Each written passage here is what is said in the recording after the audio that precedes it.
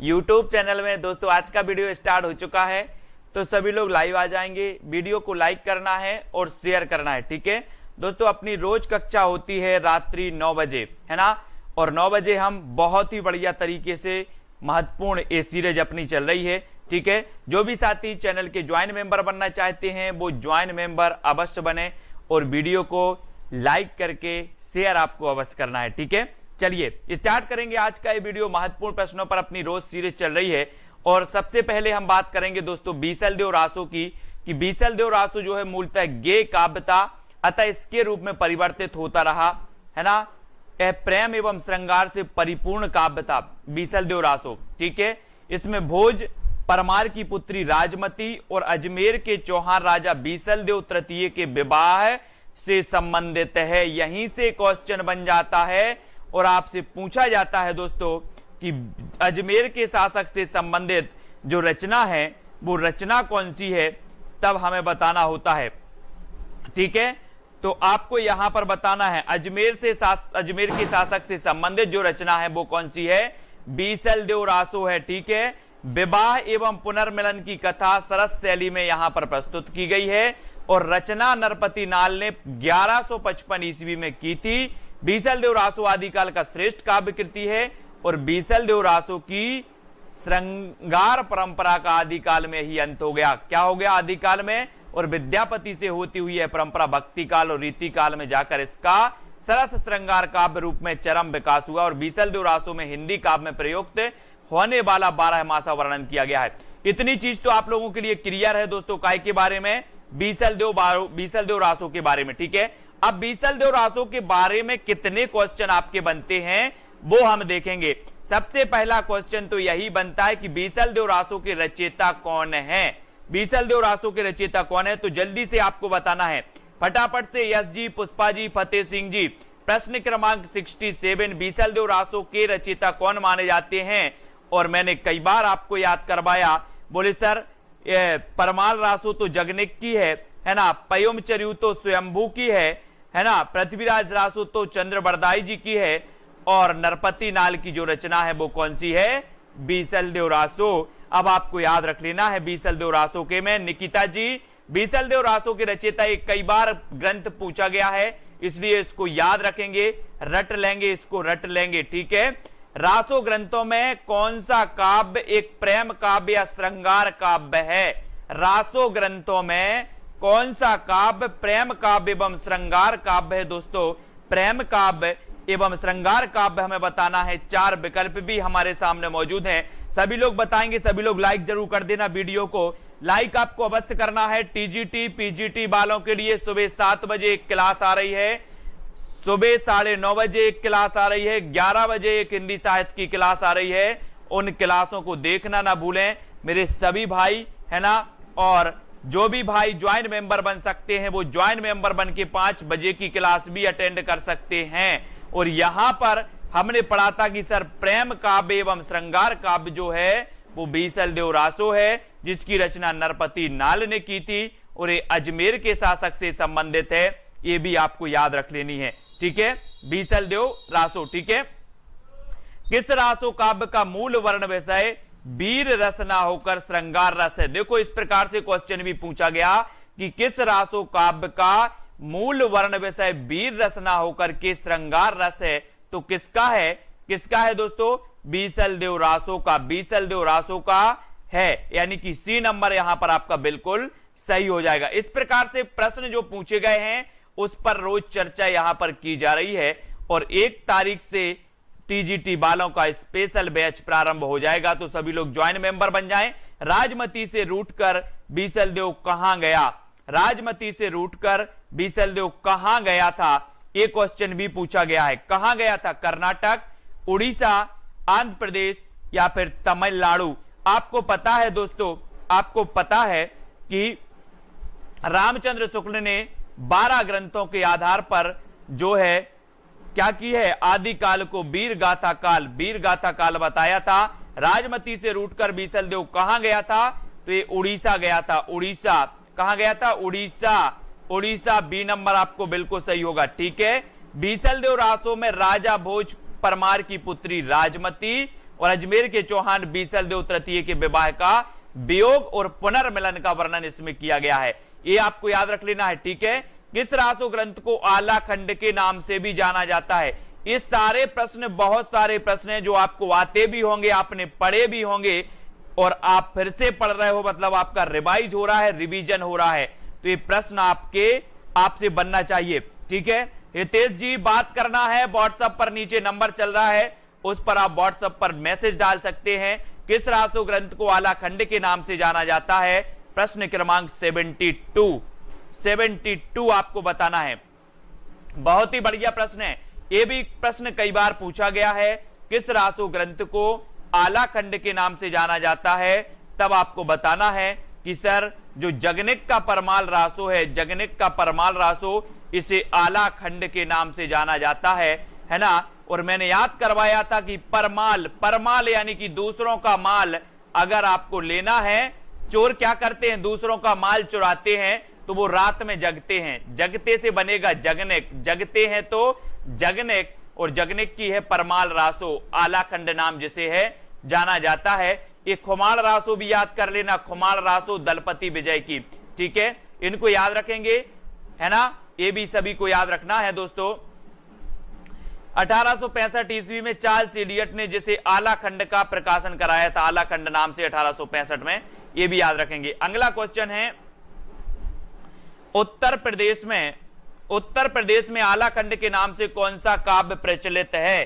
कौन सा काव्य प्रचलित है? दोस्तों नंबर चल रहा है, नीचे लाइन देखो, जो लाइन चल रही है उसमें नंबर चल रहा है, जिसको भी लगता है वो व्हाट्सएप पर बात भी कर सकता है, ठीक है। उत्तर प्रदेश में आला खंड के नाम से कौन सा काव्य प्रचलित है? हमीर रासो, है ना, परमाल रासो, खुमाड़ रासो या पृथ्वीराज रासो? उत्तर प्रदेश में आला खंड के नाम से जो प्रचलित है वो कौन सा है? वो कौन सा है? परमाल रासो, यानी बी नंबर आपका बिल्कुल सही हो जाएगा, बी नंबर, ठीक है, बिल्कुल सही है, बी नंबर आपका सही हो जाएगा। अगला देख लेते हैं, अगला पढ़ लेते हैं। आला और उदल के चरित्र को वीर गीतात्मक काव्य के रूप में रचने वाले कवि कौन है? देखो किस प्रकार से आपके कई प्रकार से प्रश्न पूछे जा रहे हैं, अलग अलग प्रकार से। आला और उदल के चरित्र को वीर गीतात्मक काव्य के रूप में रचने वाले कवि कौन है? इससे पहले दोस्तों अपन ने क्या किया है, इससे पहले एक वीडियो बनाया था कि आपको पुस्तक कौन सी लेनी है। अगर आपको पुस्तक अच्छी लगती है, जाकर के एक बार आप चेक कर लें, अच्छी लगती है तो आप जरूर खरीदें। मैंने आपको पुस्तकें बता दी हैं टीजीटी पीजीटी के लिए, है ना, नेट के लिए। आला और उदल के चरित्र को वीर गीतात्मक काव्य के रूप में रचने वाले कवि कौन है? तो आपका सही उत्तर होगा जगनिक, है ना, जगनिक, यानी सी नंबर आपका सही है। कई प्रकार से ये प्रश्न पूछा जाएगा, सभी प्रश्नों के लिए हमें तैयार रहना है मेरे दोस्तों, मेरे भाइयों। आला खंड नामक काव्य ग्रंथ का दूसरा नाम क्या है? कितनी बार क्वेश्चन पूछा गया आला खंड? आला खंड कई बार पूछा गया दोस्तों, और आला खंड नाम से जाना जाता है परमाल रासो। कौन सा जाना जाता है?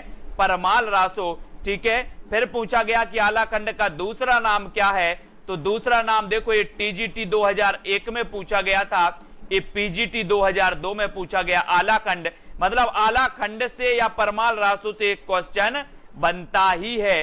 परमाल रासो काव्य कृति का कवि कौन है? ये टीजीटी 2001 में पूछा गया था, परमाल रासो काव्य कृति के कवि का नाम, ठीक है। तो आपको याद करना है, आला और उदल नामक दो वीर सरदारों की वीरतापूर्ण लड़ाइयों का वर्णन मिलता है, तो ये मिलता है किसमें? परमाल रासो में। इन प्रश्नों के प्रकार आपको देखते जाना है, किस किस प्रकार से ये प्रश्न पूछे जाते हैं। इन सभी प्रश्नों के लिए हमें क्या रहना है? तैयार रहना है, प्रिपेयर रहना है, ठीक है। कवि जगनक की रचना का नाम क्या है? उत्तर तो एक ही है, बोले सर परमाल रासो, लेकिन प्रश्न के पूछने का अलग अलग ढंग है। कई प्रकार से कई परीक्षाओं में पूछा गया। ये पीजीटी 2005 में पूछा गया था, कवि जगनिक की रचना का नाम क्या है, यानी 79 का आपका फिर से क्या हो जाएगा? आला खंड, ठीक है। तो इन रचनाओं को हमें बार बार पढ़ना है, याद करना है, ये पूछी ही जाती हैं, ठीक है। फिर आपको पूछा है कि 12 बरस लो कुकर जीवे, अरु 13 लो जिए सियार, बरस 18 छत्री जीवे, आगे जीवन को धिक्कार। ये आपको बताना है कि ये जो पंक्ति है वो कहां से ली गई है। पंक्तियां भी आपसे पूछी जाती हैं, पंक्तियों को भी आपने पढ़ना है। मैंने पंक्तियों की ट्रिक बताई थी दोस्तों, 12 वर्ष लो कुकर जीबे अर 13 लो जिए सियार, ये भी आपकी कहां से ली गई है। प्रश्न क्रमांक 81 में बताना है। सीमा सोनी जी, शिल्पी शुक्ला, निकिता जी, प्रश्न क्रमांक 81 में। और जो भी साथी स्पेशल क्लास 5 बजे वाली लेना चाहते हैं मेरे दोस्तों, वो ज्वाइन मेंबर जरूर बन जाएं, है ना। आप ज्वाइन मेंबर बन के ज्वाइन व्हाट्सएप ग्रुप में जुड़ सकते हैं। और ये आला खंड से ही ली गई है, यानी डी नंबर आपका बिल्कुल सही हो जाएगा, ठीक है। और प्रयुक्त पंक्ति रचित परमाल रासों से ली गई है, इतना तो आपको पता ही है। वीरगाथा काल के प्रसिद्ध प्रबंध काव्य का क्या नाम है। प्रबंध काव्य आपको पता होगा दोस्तों, प्रबंध काव्य के दो भेद होते हैं, एक होता है खंड काव्य और एक होता है महाकाव्य, ठीक है। तो वीरगाथा काल के प्रसिद्ध बताना है, वीरगाथा काल के प्रसिद्ध काव्य का क्या नाम है। प्रश्न क्रमांक 82 में पद्मावत नाम है, कामायनी नाम है, पृथ्वीराज रासो है या फिर रामचरितमानस है। तो क्या नाम है, सभी को चयन करना है, सभी लोग बताएंगे। और बहुत सारे लोगों को मैंने वो वीडियो दिए हैं, 125 वीडियो दिए हैं, 25 घंटे वाले वीडियो दिए हैं। जिसको भी अभी वीडियो नहीं मिले हैं वो व्हाट्सएप करें, सभी को लिंक मिल जाएगी, ठीक है। वीरगाथा काल के प्रसिद्ध प्रबंध काव्य का नाम है पृथ्वीराज रासो और ये महाकाव्य माना जाता है पृथ्वीराज रासो, है ना। ये भी आपको याद रख लेना। एक क्वेश्चन और पूछा जाता है दोस्तों कि छंदों का अजायब घर किसे कहा जाता है। तो छंदों का अजायब घर रामचंद्रिका को कहा जाता है। ये तो आपको पता है कि सर रामचंद्रिका को छंदों का अजायब घर कहा जाता है। लेकिन अगर क्वेश्चन आपसे पूछा जाए कि आदि काल में छंदों का अजायब घर किसे कहा जाता है, तो आदि काल में पृथ्वीराज रासो को छंदों का अजायब घर कहा जाता है। और रामचंद्रिका केशव दास की ये रचना मानी जाती है। ये भक्ति कालीन रचना है, लेकिन इसे छंदों का अजायब घर कहा जाता है ना। इसको भी आपको याद रख लेना है। वीरगाथा काल का प्रसिद्ध प्रबंध काव्य पृथ्वीराज रासो है, जिसे आचार्य शुक्ल ने हिंदी का प्रथम महाकाव्य तथा इसकी रचयिता चंद्रबरदाई को हिंदी का प्रथम कवि माना है, ठीक है। पृथ्वीराज रासो के 4 पृथ्वीराज रासो के 4 संस्करण प्रसिद्ध हैं। सबसे बड़े संस्करण का प्रकाशन नागरी प्रचारणी सभा काशी से हुआ। इसकी हस्तलिपि प्रतियां उदयपुर के संग्रहालय में सुरक्षित रखी हुई हैं। यह भी आपको याद रख लेना है। 1550 ईस्वी में लिखित प्रति के आधार पर रासो का संपादन कराया गया था। 69 इसमें समय है, 69 समय है, ये भी आपको याद रख लेना है, ठीक है ना। और दोस्तों ये आपका पृथ्वीराज चौहान के दरबारी कवि थे कौन, चंद्रबरदाई। ये तो सभी को पता है, ये चीजें महत्वपूर्ण हैं जो मैंने आप तक प्रेषित कर दी। पृथ्वीराज रासो महाकाव्य के रचयिता, ये तो आपको पता ही है, चंद्रबरदाई हैं। मतलब एक क्वेश्चन भी इंपॉर्टेंट है, पृथ्वीराज रासो के रचयिता कौन है। देखो कितनी बार एक क्वेश्चन पूछा गया, चंद्रबरदाई। पृथ्वीराज रासो के रचयिता कौन है, टीजीटी में पूछ लिया गया। चंद्रबरदाई किसके दरबारी कवि थे, एक क्वेश्चन थोड़ा सा अलग आपसे पूछ लिया गया। तो किसके दरबारी कवि थे, ये भी आपको पता होनी चाहिए। महाराज हमीर के, महाराज बीसल देव के, महाराज प्रताप के या महाराज पृथ्वीराज चौहान के। तो बोले सर पृथ्वीराज चौहान के थे, किसके थे, पृथ्वीराज चौहान के, यानी डी नंबर आपका बिल्कुल सही है, डी नंबर, ठीक है, डी नंबर सही है। सभी लोग देख रहे हैं ना, जो ट्रिकी वीडियो है, ट्रिकी वीडियो सभी लोग देख रहे हैं, सुबह 7 बजे वाली, सुबह 9:30 बजे वाली और 11 बजे वाली, सभी लोग जरूर देखें ट्रिकी वीडियो, जिसमें हिंदी साहित्य का आधुनिक काल भी, रीति काल भी, भक्ति काल भी सब कुछ पढ़ाया गया है। पृथ्वीराज रासो किस कवि की रचना है, ये कई बार पूछा गया है दोस्तों। जितनी बार पूछा गया उतनी बार यहां पर दिया गया टीजीटी, पीजीटी, नेट आदि में, ठीक है। हिंदी का प्रथम महाकाव्य किस रचना को माना जाता है, कामायनी को, साकेत को, पृथ्वीराज रासो या रामचरितमानस को। प्रथम महाकाव्य ज्योति कुमावत, सुशील जी, कल्पना जी, रोमा जी, सभी को धन्यवाद। जिसमें जो इमोजी दिख रहा है ना दोस्तों, एलटी ग्रेड से हो, बहुत बढ़िया। उत्तराखंड एलटी ग्रेड का भी मैं कुछ समझ रहा हूं, है ना, सिलेबस देख करके उनका भी कुछ करवाऊंगा, जरूर करवाऊंगा मेरे सभी भाइयों का। और हिंदी का प्रथम महाकाव्य किस रचना को माना जाता है, तो ये रचना भी कौन सी है, पृथ्वीराज रासो, ठीक है।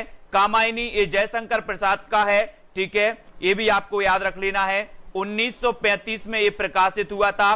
साकेत भी आपको पता होगा, ठीक है, ये भी महाकाव्य है। रामचरितमानस भी महाकाव्य है। रामचरितमानस की सबसे ज्यादा टीकाएं लिखी गई दोस्तों, सबसे ज्यादा टीकाएं किसकी लिखी गई अगर आपसे पूछा जाए तो रामचरितमानस की है ना, ये आपको याद रख लेना है। ये चारों ही महाकाव्य हैं, लेकिन हिंदी का प्रथम महाकाव्य है कौन सा? पृथ्वीराज रासो, यानी डी नंबर आपका यहां पर बिल्कुल सही हो जाएगा। ठीक है, डी नंबर आपका सही हो जाएगा। फिर बढ़ जाते हैं अगले क्वेश्चन की ओर साथियों। अगला आपको यहां पर सूची सम्मिलित करना है, जल्दी से सही करो, सही चयन करना है। बीसल देव रासो किसकी रचना है? फटाफट से जल्दी जल्दी से बताते जाओ। सबसे पहले मैंने बताया कि बीसल देव रासो किसकी रचना है, इसी से बता दो आप। आपको एक का बताना है, एक का क्या होगा? हाँ, साकेत 1931 का है। बीसल देव रासो ये किसका है? चंद्रबरदाई, चंद्रबरदाई का है कि नरपति नाल का? जल्दी बताओ, गलत तो नहीं कर रहे हम, फटाफट से। बीसल देव रासो किसकी रचना है? फटाक से लिखना है। प्रश्न क्रमांक है अपना, बीसल देव रासो बताना है। एक का दूसरा नरपति नाल, ठीक है, एक का दूसरा बीसल देव रासो नरपति नाल की है। ठीक है, फिर आ गए अपने कौन? पृथ्वीराज रासो, तो ये चंद्रबरदाई की है। ठीक है, पृथ्वीराज रासो किसकी है? चंद्रबरदाई की। परमाल रासो ये जगनिक की, खुमाल रासो ये दलपति विजय की। ठीक हो गया ना अब? वेरी गुड, है ना। बीसल देव रासो नरपति नाल, पृथ्वीराज रासो चंद्रबरदाई, परमाल रासो जगनेक, खुमाल रासो दलपति विजय। ये आपका सुमेलित इस प्रकार से हो जाएगा। बहुत बढ़िया। फिर यहां पर देखो, ये आपका सुमेलित दिया है। अगला खुमाल रासो के रचयिता बताना है, तो ये तो अपना हो गया खुमाल रासो, खुमाल रासो दलपति विजय, खुमाल रासो दलपति विजय। ठीक है, आदिकालीन हिंदी काव्य धारा में उपलब्ध नहीं है, तो क्या नहीं है? आदिकालीन हिंदी काव्य धारा में उपलब्ध नहीं है। जैन साहित्य नहीं है, सिख साहित्य नहीं है, सिद्ध साहित्य नहीं है, या फिर नाथ साहित्य नहीं है। आप शुरुआत से पढ़ रहे हैं, पूरे बने रहें दोस्तों, वीडियो को लाइक करते रहें, है ना, आपको बने रहना है। पूरे वीडियो अगर आपने देख लिया तो अधिकांश प्रश्न तो आपके वैसे भी कवर हो जाएंगे, और फिर जब आपका टीजीटी पीजीटी वालों का नोटिफिकेशन आएगा, तब तक बहुत सारी चीजें हम पढ़ चुके होंगे, बहुत सारी चीजें याद कर चुके होंगे। आदिकालीन हिंदी काव्य धारा में उपलब्ध नहीं है, तो क्या नहीं है ये आपको बताना है, और आपका उत्तर होगा सिख साहित्य। देखो, हमने आदिकाल में क्या पढ़ा था? जैन साहित्य पढ़ा था, सिद्ध साहित्य पढ़ा था, नाथ साहित्य भी पढ़ा था, लेकिन हमने सिख साहित्य नहीं पढ़ा, यानी कि आपका सी नंबर क्या हो जाएगा? यहां पर सही हो जाएगा, सी नंबर। ठीक है, ये याद रख लेना। यहां पर देखो, अपन ने आचार्य रामचंद्र शुक्ल ने आदिकाल की समय सीमा क्या मानी? 1050 से 1375, यही मानी ना। आचार्य रामचंद्र शुक्ल ने वीरगाथा काल का नाम दिया, इसका चारण काल, सिद्ध सामंत काल, अन्य नामों से भी उसे उल्लिखित किया गया। राहुल सांकृत्याय ने सिद्ध सामंत काल, चारण काल दो विद्वानों ने कहा है, एक तो राम कुमार वर्मा ने कहा है ना, और एक अपने ग्रियर्सन साहब ने भी कहा है चारण काल इसे, तो ये भी आपको याद रखना। ठीक है, और देखो यहां पर इस समय साहित्य मुख्यतः इन रूपों में मिलता है: सिद्ध साहित्य, नाथ साहित्य, जैन साहित्य, चारणी साहित्य, प्रकीर्णन साहित्य, है ना, सिख साहित्य का उल्लेख नहीं मिलता। तो ये अपन को थोड़ा सा नॉलेज हो जाता है, ज्ञान हो जाता है। फिर अगला क्वेश्चन है कि संवत 1050 से 1375 की काल अवधि में लिखे गए हिंदी साहित्य का वीरगाथा काल के रूप में नामकरण किसने किया है? प्रश्न क्रमांक 92। तो नामकरण भी आपको पता होनी चाहिए, किसने किया है? 1050 से 1375, आपको पता होगा काल विभाजन आपने देखा होगा। दोस्तों, एक चीज पूछी जाती है कि आचार्य रामचंद्र शुक्ल ने हिंदी साहित्य का जो काल विभाजन किया है, जो कालखंडों में बांटा है, वो बांटा है 4 कालखंडों में। 4 कालखंडों में इन्होंने बांटा है। ठीक है, जिसमें से 1050 से 1375 की अवधि ये प्रथम कालखंड की अवधि है, और ये किसने माना है? ये आचार्य शुक्ल जी ने माना है, और इसे इन्होंने नाम दिया था वीरगाथा काल। वीरगाथा काल नाम दिया था, और बी नंबर आपका बिल्कुल सही हो जाएगा। ठीक है, वीरगाथा काल। और 1375 से 1700 की अवधि को इन्होंने क्या कहा था? पूर्व मध्यकाल। 1375 से 1700 की अवधि को इन्होंने कहा था पूर्व मध्यकाल। पूर्व मध्यकाल यानी कि फिर से इन्होंने क्या कहा? भक्ति काल। भक्ति काल, ठीक है ना। और 1700 से 1900, और ये संवत का काल है। आपको यहां पर ईसवी भी याद रखना है, ईसवी भी देख लेना, कभी कभी ईसवी भी पूछा जाता है। ये संवत आपको याद होता है, ईस्वी नहीं हो पाता तो संवत भी आप लोग याद रखेंगे, ठीक है। फिर अगला क्वेश्चन है कि आचार्य रामचंद्र शुक्ल के अनुसार हिंदी साहित्य के आदिकाल की समय सीमा क्या है। इस प्रकार से क्वेश्चन भी पूछा गया है। तो 93 का आंसर आपको बताना है। आचार्य रामचंद्र शुक्ल के अनुसार हिंदी साहित्य के आदिकाल की समय सीमा क्या मानी जाती है, समय सीमा बतानी है। तो समय सीमा हमने पढ़ ली थी। बोले सर आचार्य रामचंद्र शुक्ल की बात हो रही है तो ये विक्रम संवत। अब देखो कैसे कंफ्यूज हो रहे हैं, कंफ्यूज नहीं हो रहे हैं, है ना।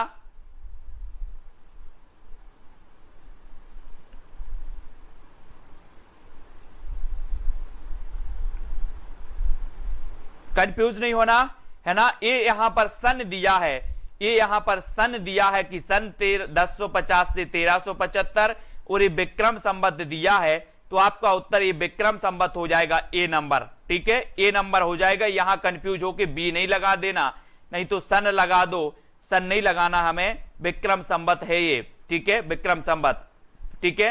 अब आपको बताना वीर गाथा काल की रचना कौन सी नहीं है, वीर गाथा काल की रचना कौन सी नहीं मानी जाती, ये आपको बतानी है दोस्तों। सभी लोग बताएंगे वीर गाथा काल की रचना कौन सी नहीं मानी जाती। 4 विकल्प हैं, 4 में से आपको चयन करना है। चयन हो जाए तो जल्दी से बता देना दोस्तों। देखो संदेश रासक अपन ने पढ़ी है, संदेश रासक अपन ने पढ़ी है, ठीक है, और जय मयंक जस चंद्रिका पढ़ी है। संदेश रासक को आदिकाल का मेघदूत कहा जाता है। आदिकाल का मेघदूत किस रचना को कहा जाता है, एक क्वेश्चन बनता है। तो ये संदेश रासक को कहा जाता है अब्दुल रहमान की, है ना। आलाखंड तो आपको पता ही है, जय मयंक जस चंद्रिका ये मधुकर कवि की है। लेकिन जो वीर गाथा काल की रचना नहीं है वो भक्तमाल नहीं है, भक्तमाल, है ना। तो ये भक्तमाल कब की रचना मानी जाती है, ये मानी जाती है 1585 की, 1585 की ये रचना है भक्तमाल, ठीक है। और ये हिंदी साहित्य के इतिहास के स्रोत के रूप में, हिंदी साहित्य के इतिहास के स्रोत के रूप में इसका नाम लिया जाता है दोस्तों। कौन का, भक्तमाल का। भक्तमाल नाभादास जी की रचना है, किसकी है, नाभादास की। और ये 1585 इसका रचना काल माना जाता है, ये भी आपको याद रख लेना है, ठीक है। नाभादास जी की इस रचना में, नाभादास भक्ति काल के कवि थे, इनकी रचना भक्तमाल है। प्रियादास की भक्तमाल की टीका 1712 ईस्वी, है ना। ये भक्तमाल की टीका लिखी ने प्रियादास ने 1712 में, लेकिन 1585 में भक्तमाल का रचना काल कितना है, 1585, ठीक है। 1712 भक्तमाल की टीका लिखी गई और इसमें 200 भक्तों का 316 छप्पयों में वर्णित है। भक्तमाल में तुलसीदास जी को भक्तमाल का सुमेरु कहा है, यह भी आपको याद रखना है। और संदेश रासक अब्दुल रहमान की रचना है और जय मयंक जस चंद्रिका ये मधुकर की है। और संदेश रासक को आदिकाल का मेघदूत कहा जाता है। रिंकू रानी जी, सुमन जी, अनिता जी, सभी लोग उत्तर बताएंगे फटाफट से कि इनमें से कौन सा कवि आदिकाल का नहीं है। तो आदिकाल का कवि भी आपको याद होनी चाहिए, कभी भी आपसे पूछे जाते हैं, बिल्कुल बेहिचक आपको होना चाहिए कौन सा आदिकाल का है, कौन सा भक्ति काल का है, कौन सा रीति काल और कौन सा आधुनिक काल में विभिन्न कालों के कवि हैं। तो इनमें से कौन सा कवि आदिकाल का नहीं है बताना है। तो हमने तो पढ़ा था कि सर चंद्रवरदाई ये आदिकाल के कवि है, ठीक है। जगनेक ये आदिकाल के कवि है। पूजा ठाकुर जी 11 बजे वाली जीके की class tip top YouTube channel पर रहेगी, ठीक है। दलपति विजय ये भी हैं। नाभादास ये आदिकाल के कवि नहीं माने जाते, इनको याद रखेंगे, ये आदिकाल के कवि नहीं है ना। ये सगुण भक्ति काव्यधारा के कवि थे, ये भी याद रखना है आपको। नाभादास सगुण भक्ति काव्यधारा के कवि थे। ये अग्रदास जी के शिष्य थे, यानी कि नाभादास जी के गुरु का नाम क्या था, अग्रदास था। नाभादास जी के गुरु का नाम था अग्रदास और नाभादास जी की भक्तमाल है जिसका रचना 1585 है, ठीक है। इन्होंने अष्टयाम की रचना श्रृंगार भक्ति अथवा रसिक भावना को लेकर के की थी और तुलसीदास के समकालीन थे। तुलसीदास के समकालीन थे कौन, नाभादास। इनकी भक्तमाल की रचना 1585 में मानी जाती है। इतनी तो आपको क्लियर हो गई, है ना। आगे बढ़ जाते हैं, आगे के कुछ प्रश्न हैं, आगे भी हमें बढ़ना है। आगे है इनमें से कौन सी रचना आदिकाल की है। 96 ये रचनाएं भी पूछी जाती हैं और पूछे जाते हैं कवि, कौन सा कवि किस काल का है, इनको भी याद रखना, ठीक है। तो कौन सी रचना आदिकाल की है, सूरसागर, विद्यापति पदावली, बीजक या फिर भ्रमर गीत। तो चयन करो आप कौन सी रचना आदिकाल की मानी जाती है? आदिकाल की तो आपने दोस्तों पढ़ा ही है। कौन सी रचना मानी जाती है आदिकाल की?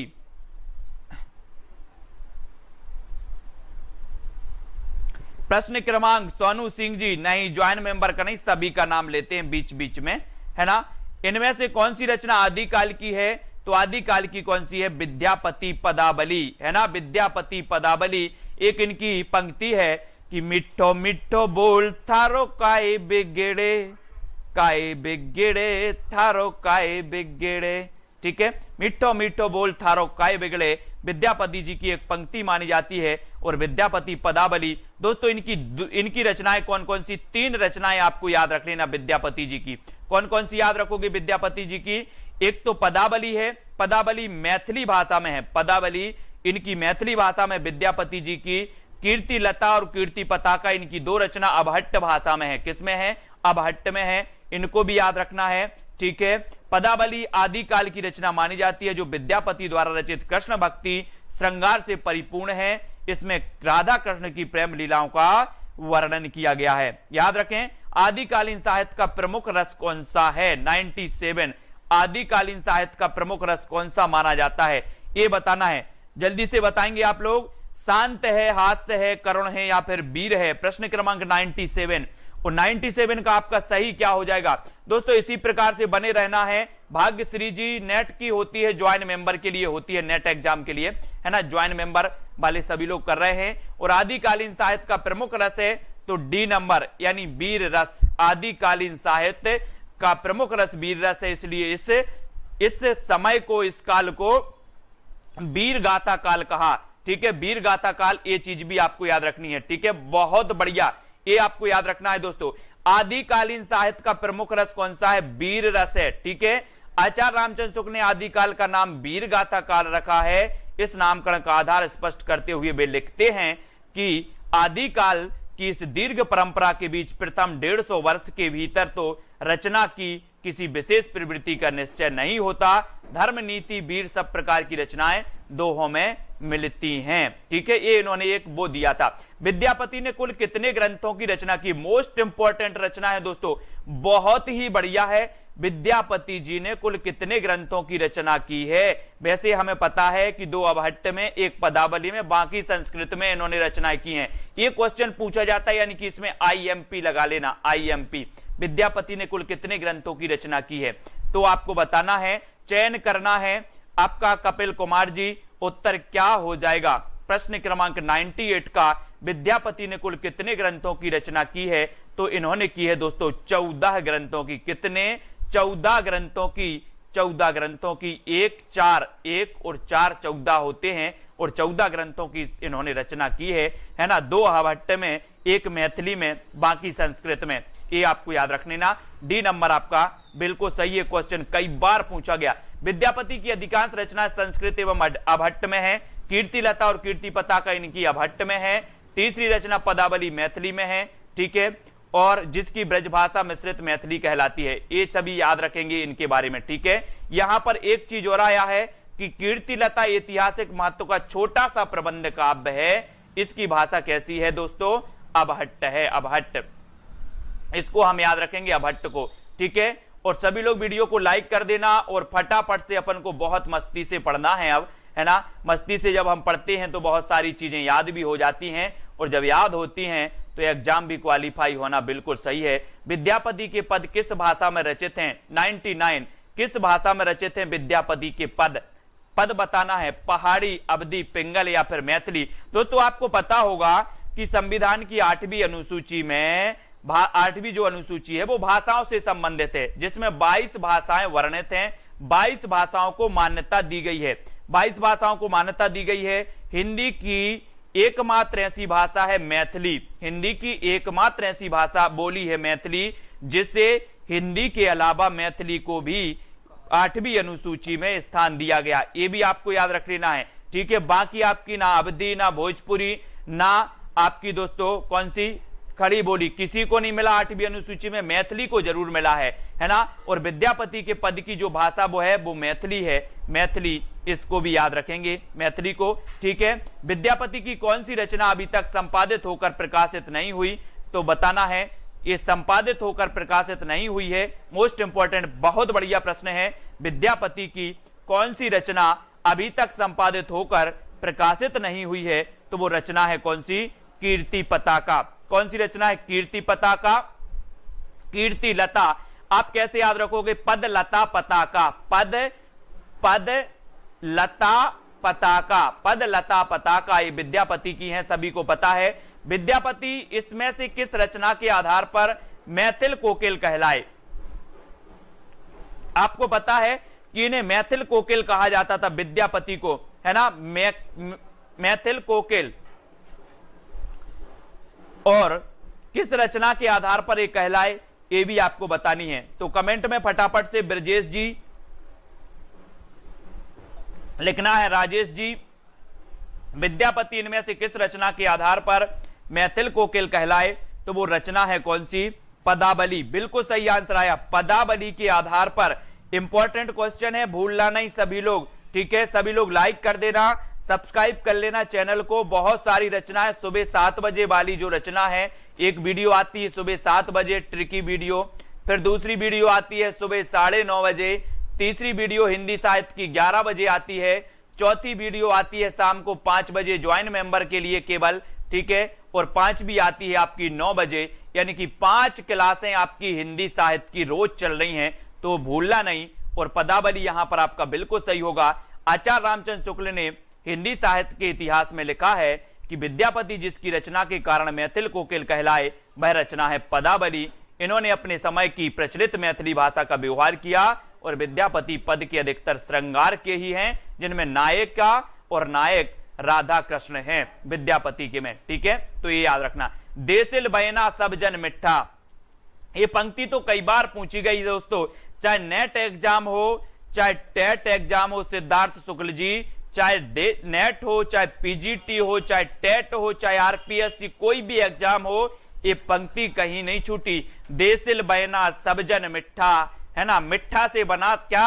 मिठा मिठा बोल। मैंने यही करवाया था याद, यहां पर आया था दोस्तों मिठा, यहां पर आया था क्या?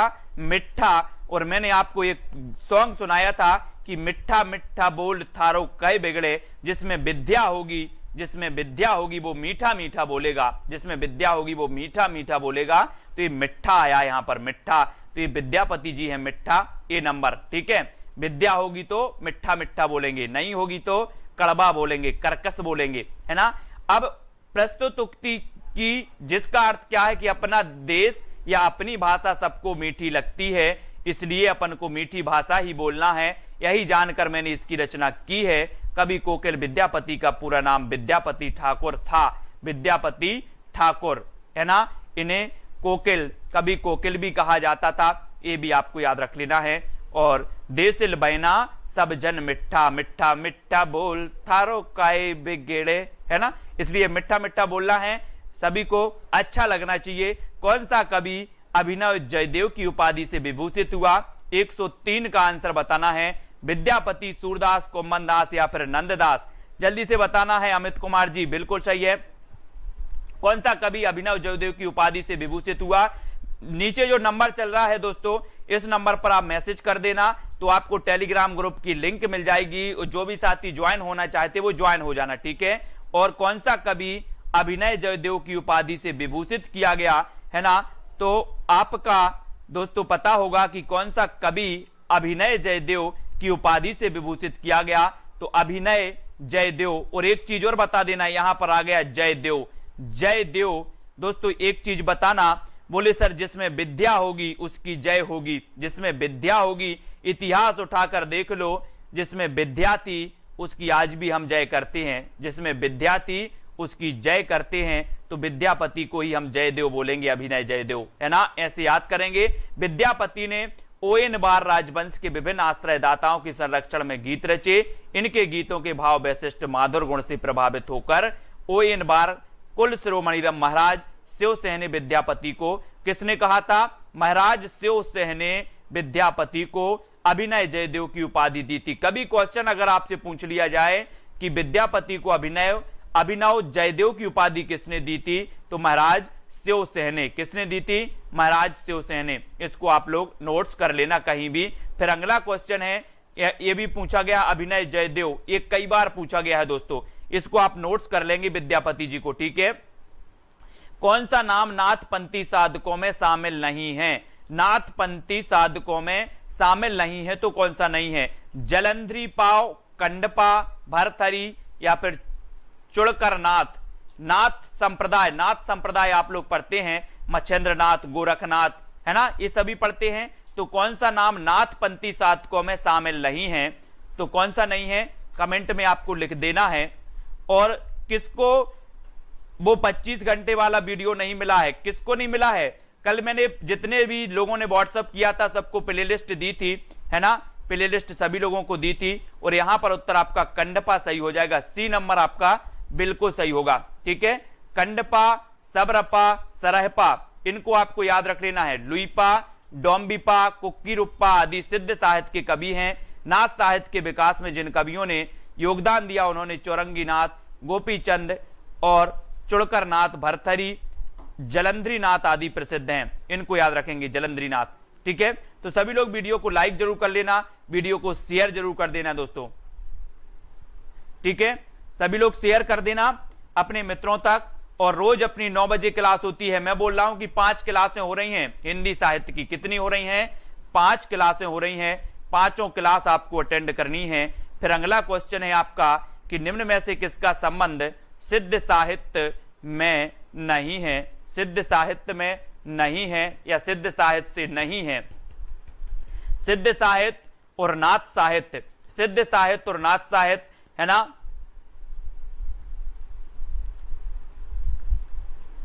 और ये आपका होगा डी, गोपीचंद। गोपीचंद, ये गोपीचंद नहीं थे सिद्ध साहित्य। कुक्कुरिया, सबरपा, सरहपा, ये सिद्ध साहित्य से संबंधित थे, ठीक है। तो गोपीचंद, गोपीचंद, है ना, ये गोपीचंद नहीं थे राजेश जी, ठीक है, डी नंबर। सरहपा का संबंध निम्न में से किससे है? सरहपा, सरहपा जी की रचना दोहा कोश है, आपने पढ़ी है दोहा कोश। और दोहा कोश का जो संपादन किया था वो राहुल सांकृत्याय ने किया था। और राहुल सांकृत्याय ने सरहपा को हिंदी का प्रथम कवि माना था। राहुल सांकृत्याय ने सरहपा को हिंदी का प्रथम कवि माना था, है ना, ये पता होगा। और दोहा कोश का संपादन भी राहुल सांकृत्याय ने किया था, ये भी याद रखेंगे। और ये सिद्ध साहित्य से संबंधित हैं। और सिद्धों की संख्या कितनी बताई जाती है? 84 सिद्ध और 9 नाथ। 84 सिद्ध और 9 नाथ, ये इनकी संख्या बताई जाती है, ठीक है। तो ये आपको याद रख लेना है 107 में। और दोस्त को 107 हो गए 7, ठीक है। और 107 प्रश्न आपके कंप्लीट हो गए। तो आज के वीडियो को यहीं पर विराम देते हैं। सभी लोग इसी प्रकार से जुड़े रहें, है ना, वीडियो को लाइक जरूर करते रहें और दोस्तों जुड़ते रहें, आगे बढ़ते रहें, बहुत ही महत्वपूर्ण। और ज्वाइन मेंबर आप जरूर बने। ज्वाइन मेंबर बनने से बिल्कुल भी ना डरें, ज्वाइन मेंबर बने जहां पर आपको व्यवस्थित दोस्तों वीडियो भी मिल रहे हैं, ठीक है, जहां पर व्यवस्थित आपको वीडियो भी मिल रहे हैं और आपको दोस्तों बहुत सारी चीजें भी दी जा रही हैं, बहुत सारे नोट्स भी आपको मिल रहे हैं और बहुत सारी चीजें वहां पर, ठीक है। मंजू बाला जी, सोनू जी, निकिता जी, गीतिका जी, बहुत सारी चीजें दोस्तों आपको बताने का प्रयास करते हैं। सभी लोग लाइक जरूर ठोक देना। अगर लगता है कि सर बहुत मेहनत आप कर रहे हैं आपके लिए, तो लाइक तो आपका बनता ही है। ज्वाइन मेंबर जिसको बनना है वो अपनी पढ़ाई के लिए जारी रख सकते हैं ज्वाइन मेंबर बनके, ठीक है। रोमा, प्रियंका, अंश जी, अमरदीप कौर जी, पूजा ठाकुर जी, गीतिका जी, बहुत सारे लोग ज्वाइन मेंबर बन करके पढ़ाई कर रहे हैं। आप भी कर सकते हैं और सभी लोग करें, मैं तो कहता हूं, है ना। और नहीं करना है तो वैसे भी आपको बहुत सारी क्लास में दे रहा हूं, कोई दिक्कत नहीं है, ठीक है। रोमा जी, स्नेहा, विद्या जी, आरती जी, डॉक्टर दिनेश कुमार यादव जी, ठीक है, और नीलिमा, राजेश जी, कुशल परिवर्तन, अंकेश जी, सुनीता, सुशील जी, गीतिका जी, स्नेहा जी, है ना, अमरदीप, सुमन जी, पूनम जी, सभी लोग पढ़े। मैं दोस्तों प्रयास करता हूं कि सारी चीजें आप तक प्रेषित की जाएं, है ना, आप तक प्रेषित की जाएं। अपनी कल क्लास सुबह 7 बजे तो होगी, 9:30 बजे होगी, 11 बजे होगी, फिर 5 बजे ज्वाइन मेंबर की और 9 बजे यथावत हिंदी का टाइम टेबल है अपना, ठीक है। मोनिका पहल जी। ज्वाइन बटन पर क्लिक करना है, ज्वाइन बटन पर क्लिक करेंगे और दोस्तों आप जुड़ सकते हैं। कैसे बनाएं एक बार मैं बता देता हूं, ठीक है। सबसे पहले आप क्या करें, यूट्यूब में जाएं, यूट्यूब को खोलेंगे, ठीक है। ये एक बार देख लो जिसको भी बनना है। निकिता तनवर जी, बहुत सारे लोग बन चुके हैं। ये यूट्यूब है आपका, यूट्यूब में आप जाना, थोड़ा सा इसको जूम कर लेते हैं, है ना। ये जूम कर लिया अपन ने।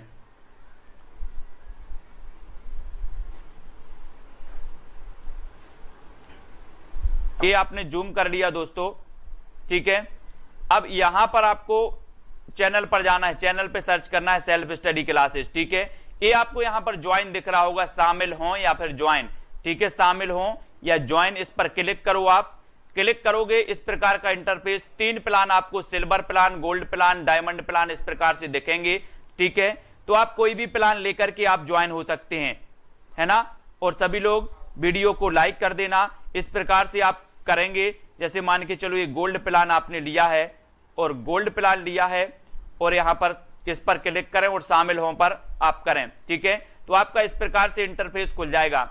यहां से आपको एटीएम, यहां से आपको एटीएम यानी कि डेबिट क्रेडिट कार्ड से आपको, क्रेडिट या डेबिट कार्ड से आपको यहां पर क्रेडिट कार्ड नंबर डालना है, फिर उसकी डेट डालना है और सीबीसी नंबर डालना है। पलट करके कार्ड के पीछे आपको सीबीसी नंबर मिल जाएगा, ठीक है। और जिसको भी ट्रिकी वाले वीडियो नहीं मिले हैं वो व्हाट्सएप पर मुझे मैसेज करें, हाय लिख कर, तो उनको टेलीग्राम ग्रुप की लिंक भी मिल जाएगी, ठीक है। और साथ ही उनके लिए दोस्तों क्या किया जाएगा, वो पूरी वीडियो की वो दे दी जाएगी, लिंक दे दी जाएगी, प्लेलिस्ट की लिंक दे दी जाएगी, ठीक है। सीबीसी नंबर कहलाता है, एटीएम कार्ड को पलट के पीछे देखो, पीछे व्हाइट में आपको नंबर लिखा होगा, उसके लास्ट 3 डिजिट आपको ज्वाइन डालना है, ठीक है। तो दोस्तों आज के लिए वीडियो के लिए बस इतना ही। जिसको बनना है वो बन सकते हैं, वीडियो को लाइक और शेयर कर सकते हैं, ठीक है। सभी को कैसा लगा ये हमारा दोस्तों, और मैं निरंतर तो आपको इसी प्रकार से वीडियो देता रहूंगा। जुड़े रहें, लाइक करें, शेयर करें। आज की वीडियो के लिए बस इतना ही। जय हिंद। पुष्पलता, मोनिका, राधिका, है ना, और सभी को जय हिंद दोस्तों। सरिता जी, हेमा जी, मुकेश जी, स्टार, कृष्णा, प्रियंका जी, कल्पना जी, है ना, चंद्रधारी, बहुत बढ़िया, थैंक यू, सभी को धन्यवाद। मिलते हैं